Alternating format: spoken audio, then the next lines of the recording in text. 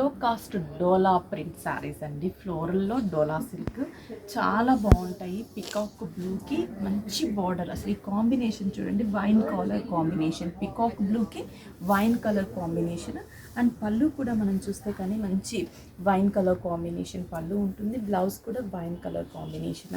Next ఈ colour combination very special combination. ఇది ఒక different greyish green mix combination.